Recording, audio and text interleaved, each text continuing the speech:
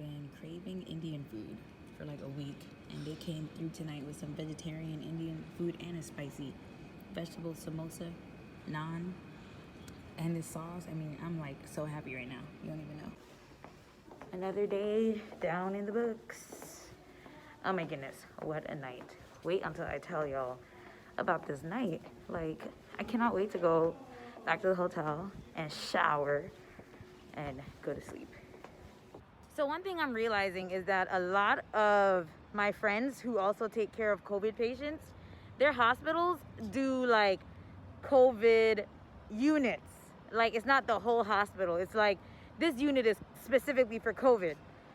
And that is something I'm noticing. I'm just realizing, I guess, that like our hospital is not like COVID units. I remember like one of my patients, he was getting admitted for something non-COVID. And he was like, I hope I don't go to the floor with the COVID patients. And I was like, the difference of our hospital versus hospitals that are not in New York is that we don't have COVID floors.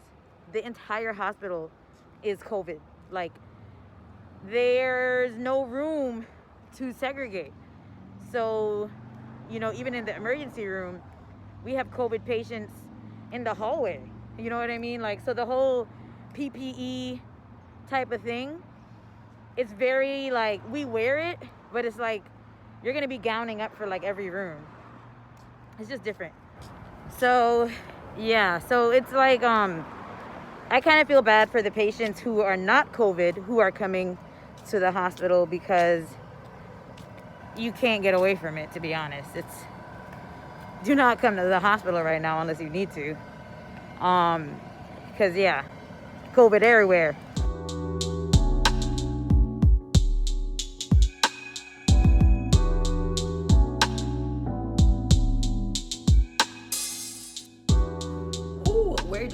Where do I start? So the night wasn't bad. It wasn't bad at all. It was just very eventful.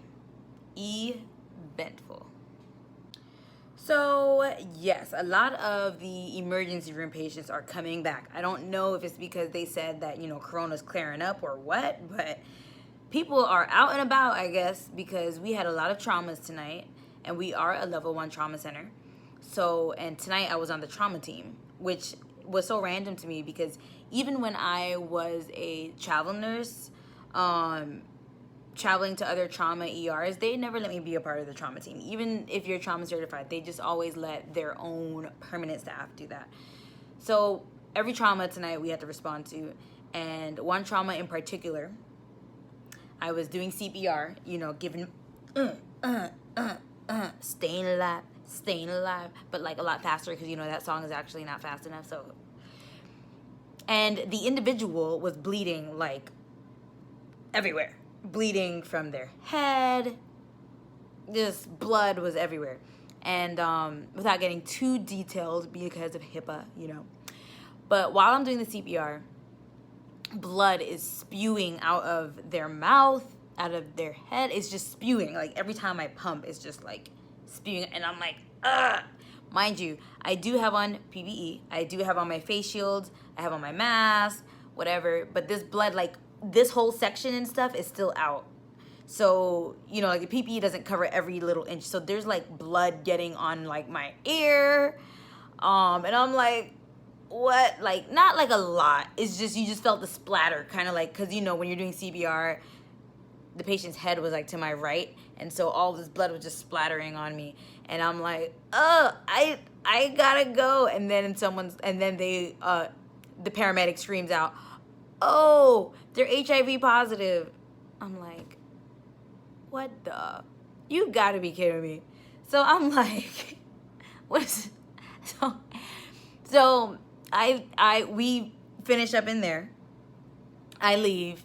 I'm going back to my patient because, like I told you yesterday, like with the medical notes, you have to like leave your patient in your area to go over there, which I think is absolutely ridiculous.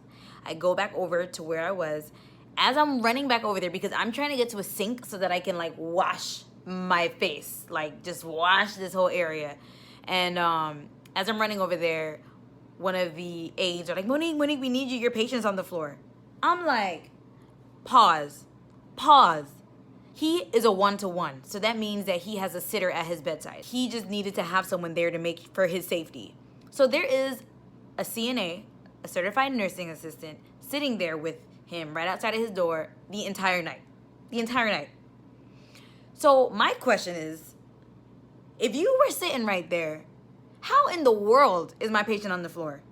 How in the world? My patient is a 1-to-1. Undivided attention. Is all you're doing is sitting there looking at this patient. How are they on the floor?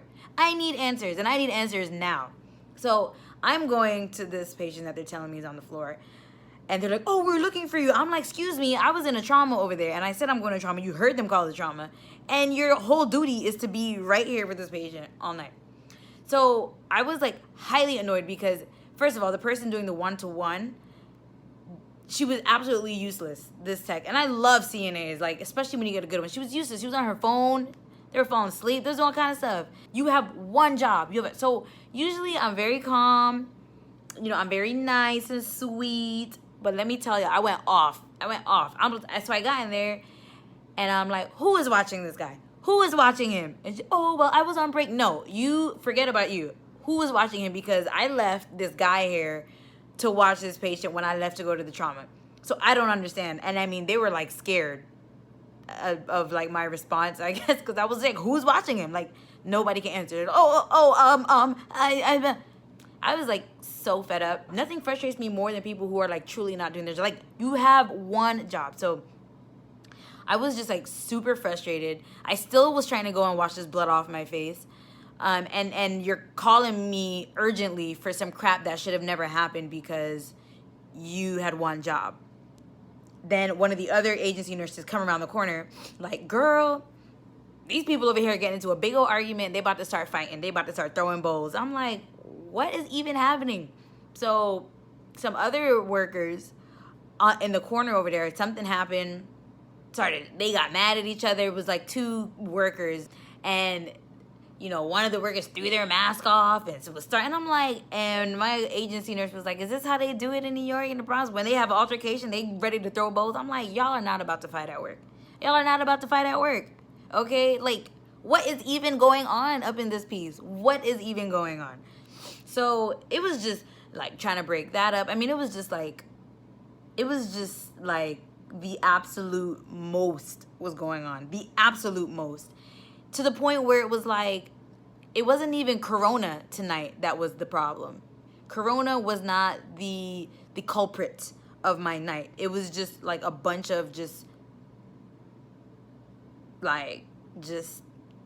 oh my gosh, like, yeah. So it was an interesting night.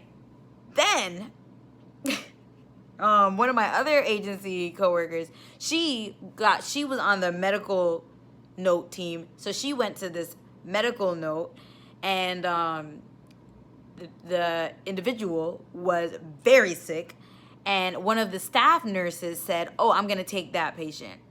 So they were like, okay. Did the staff nurse come and take the patient? Nope, she did not. So the agency nurses were stuck with this patient for hours, like drips, this, that, mad time consuming, like straight up normal ICU type patient, just sick. And meanwhile, you know, the agency nurses, they had like she had like 4 other patients in her area. So I guess she had said something to the charge nurse about it, like, hey, you know, this staff nurse said that she was going to take this patient and she didn't. And the nurse went up to our agency nurse and she was like, I heard you was talking about me.